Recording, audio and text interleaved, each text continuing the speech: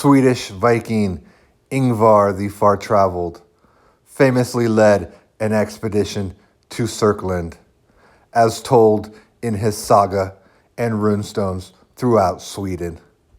What more can we learn about these Varangians? It's a fascinating story, a journey of survival. Thousands of miles over thousands of years led to this amazing man. From a hunter to a king, let me tell you how it all began. We are his sons. We are one. We are his sons. We are one. From the dawn of history to the Viking Age, his sons sail the seas to lands unknown. Fierce warriors in battle as the legends go. From a hunter to a king, let me tell you how it all began. We are his sons. Many Varangians, such as Ingvar the Far-Traveled, would have raided, traded, and settled eastwards from Sweden during the Viking Age. This point was illustrated in the 2020 study, Population Genomics of the Viking World, in the heat map showing Swedish-like ancient DNA during the Viking Age. The recently released preprint Steppe Ancestry in Western Eurasia and the Spread of the Germanic Languages also illustrated how this East Scandinavian DNA was found amongst many ancient DNA samples from the Viking double ship burial in Salme, Estonia. Even though the Danes would have spread dark green South Scandinavian DNA to areas of Sweden during the Viking Age, we see that many of the ancient samples from Salme, Estonia, belong to the light green East Scandinavian cluster. And this is no surprise when we look at the origins of these fallen warriors. To quote the supplemental information from the 2020 study, quote, isotope analysis show that the warriors buried in the mass graves in the ships came from central Sweden, end quote. Amongst the fallen warriors was a group of 4 brothers, one of whom, VK497, had great Y chromosome coverage. He was positive all the way downstream for the IBY 86407 subclade, which dates approximately to 774 CE, according to family tree DNA age estimates.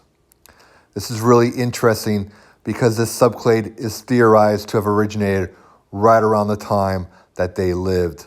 So perhaps one of them is the progenitor of this subclade. And it's interesting to see that modern testers in the database claim either Sweden or Finland for the earliest known patrilineal countries of origin.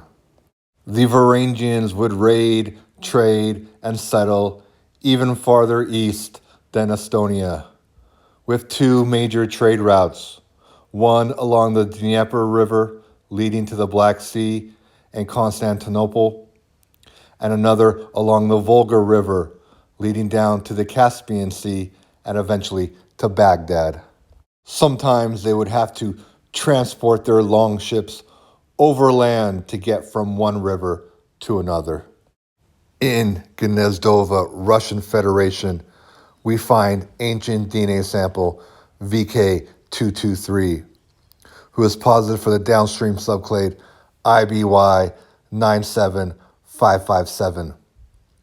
In the family tree DNA database, all modern testers claim Sweden for their earliest known patrilineal country of origin, demonstrating the Swedish roots for his patrilineal line. To quote the supplemental information from the 2020 study, quote, the complex occupies a vast territory on both banks of the Dnieper River and consists of 2 settlements and 7 groups of burial mounds that surrounds settlements, end quote. He was not assigned to the East Scandinavian cluster, but rather to the Baltic cluster. To quote the recently released preprint, quote, "This cline includes populations related to the spread of Slavic populations," end quote.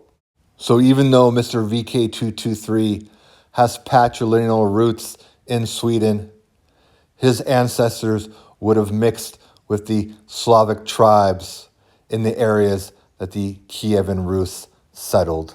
Swedish Vikings carrying East Scandinavian DNA would also travel westward with the Danes to England during the Viking Age. In Oxford, England, we find ancient DNA sample VK176, who is positive for the downstream subclade IFTA 26266.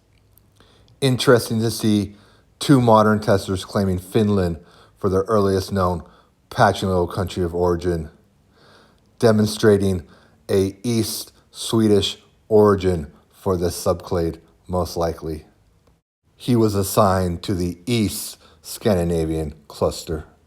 To quote the supplemental information from the 2020 study, quote, "The unusual occurrence of charring of some skeletal elements, examining context with historical documentation, points strongly towards these men being the Danish victims of King Ethelred's decree ordering their extermination in AD 1002 during the event known as the St. Brice's Day Massacre," end quote.